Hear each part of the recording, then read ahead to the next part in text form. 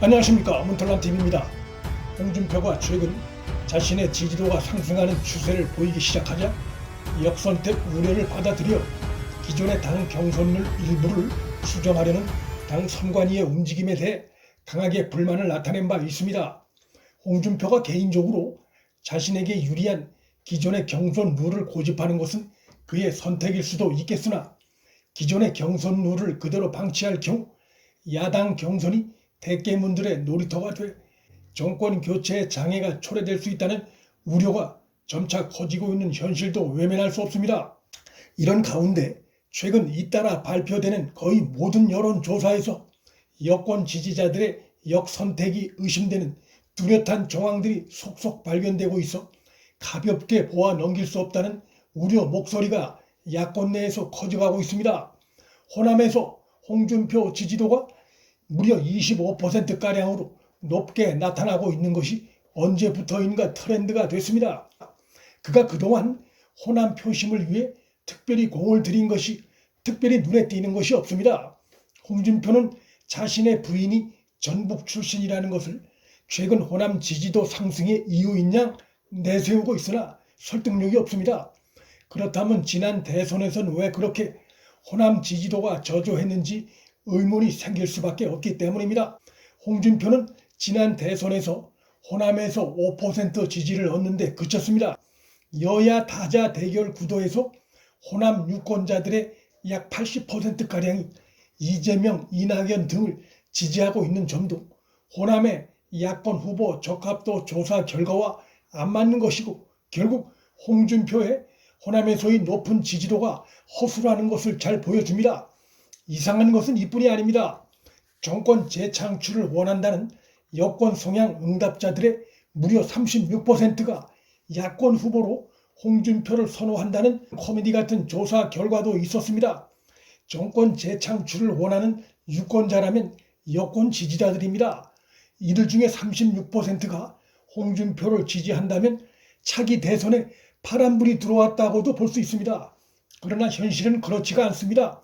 정권 연장을 원하는 이들 중에 상당수가 홍준표를 지지하는 현상을 그들이 진심으로 홍준표를 지지하는 것으로 해석하는 것은 상대의 음모론적인 행태에 공조하는 것이 될 수 있습니다.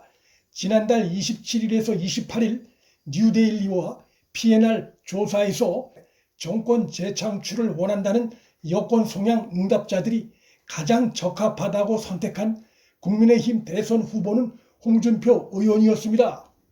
홍 의원은 36%를 받아 윤 전 총장의 5.2%보다 무려 7배나 많았습니다.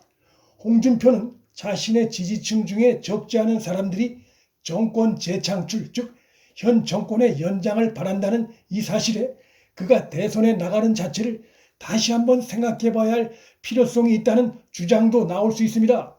정권 연장을 원하지만 야당 대선 후보는 홍준표를 원한다는 것은 결국 정권 연장을 위해 야권 후보로 홍준표가 되는 것이 그들에게 유리하다는 판단을 했기 때문이라는 것 외에 달리 해석하기 어렵습니다. 홍준표가 야권 대선 후보가 되는 것이 정권 재창출에 위협이 된다고 판단했다면 그들이 여론조사에서 홍준표를 지지한다고 응답했을 가능성은 매우 희박합니다. 정권 연장은 대깨문들이 추구하는 가치입니다. 그들은 정권 연장을 위해선 문 정권의 불법과 악법도 두둔해온 자들입니다. 이뿐이 아닙니다. 조국 딸 조민의 의전원 입학 취소에 반대하는 국민의 약 60%가 홍준표를 야권 후보로 지지한다는 역시 희한한 결과가 나왔습니다.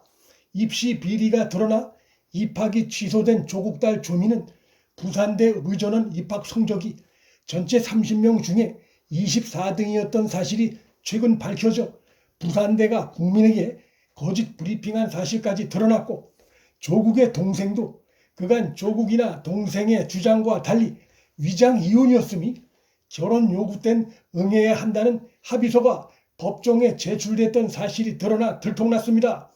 이런 문제가 많은 집안을 열렬히 두둔하고 지지하는 자들의 약 60%가 홍준표를 지지하는 것으로 나타난 것이고 그것이 그의 보수 야권 후보 적합도를 적잖이 끌어올리고 있습니다. 이러한 현상을 조국 가족을 지지하는 자들이 순수한 마음으로 홍준표의 무엇인가에 끌려 그를 지지하고 있기 때문으로 보는 것은 그렇게 보고 싶어도 그렇게 볼 만한 아무런 단서가 없습니다.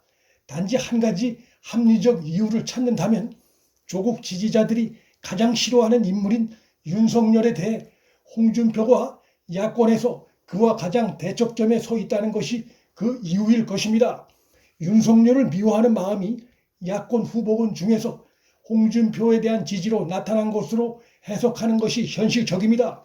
하지만 그것은 윤석열에 대한 반감 차원인 것이지 홍준표를 그들이 마음으로 지지하는 것과는 다른 것이기 때문에 그런 지지가 대선 본선까지 이어질 리가 없습니다. 정권 연장을 바라는 여권의 지지자들이 야권 후보군 중에 홍준표에 대해 높은 지지를 보이는 것도 역시 마찬가지입니다. 윤석열이 야권의 대권 후보가 됐을 경우 지은 죄가 많은 현 정권에 대한 심판론이 거세질 수 있고 차기 대선이 정권 교체론으로 우세하게 흘러가는 것을 차단하기 위한 대깨문들의 노림수라고 봐야 합니다. 홍준표 측의 주장대로 윤석열보다 홍준표가 좋아서 여권 지지자들이나 조국 지지자들이 그를 지지하는 것일 수 있다는 그의 주장은 설득력도 없고 현실성도 없습니다. 만일 여야 후보군이 다 포함된 다자 대결 하에서도 홍준표가 윤석열보다 지지도가 높게 나온다면 홍준표에 대한 역선택 주장은 힘을 잃을 수도 있겠으나 지금 상황은 그 정반대입니다. 윤석열이 다수의 여론조사에서 여야 전체 1위로 나오고 있는 상황이기 때문입니다. 6개월 앞으로 다가온 차기 대선에서 정권을 놓지 않으려 발버둥치는 대깨문들의 음모에 놀아나지 않기 위해선 그들이 야권 경선에 개입할 소지를 최소화하는 장치 마련이 불가피한 상황입니다. 경선룰 수정에 나선 국민의힘의 정홍원 선관위의 공정과 중립의 속도전 행보가 당내 반발을 상당히 억제하고 있어 눈길을 끕니다. 선관위는 각 후보 캠프 대리인을 불러 의견을 골고루 청취한 데 이어 역선택 방지 도입 관련해서도 찬성 2명, 반대 2명, 중립 2명, 총 6명의 전문가를 골고루 초청해 의견을 청취했습니다. 철저한 공정과 중립 행보입니다. 국민의힘 당 선관위는 현재 정권 교체 여부를 물은 다음에 지지 후보를 묻는 설문 방식 안도 한 방안으로 유력하게 내부 검토하고 있으나 이에 대해 홍준표나 유승민 측이 공개적으로 강하게 반대하지 못하고 있습니다. 이것은 그 방안이 갖고 있는 설득력 때문입니다. 당 대표인 이준석도 선관위 손을 들어준 상태이기 때문에 다음 주 초에 나올 국민의힘 선관위 경선률 발표에 관심이 모아지고 있습니다. 문틀란TV 여기서 마칩니다. 구독과 좋아요, 알림 설정은 방송 제작에 큰 힘이 됩니다. 시청해 주셔서 감사합니다.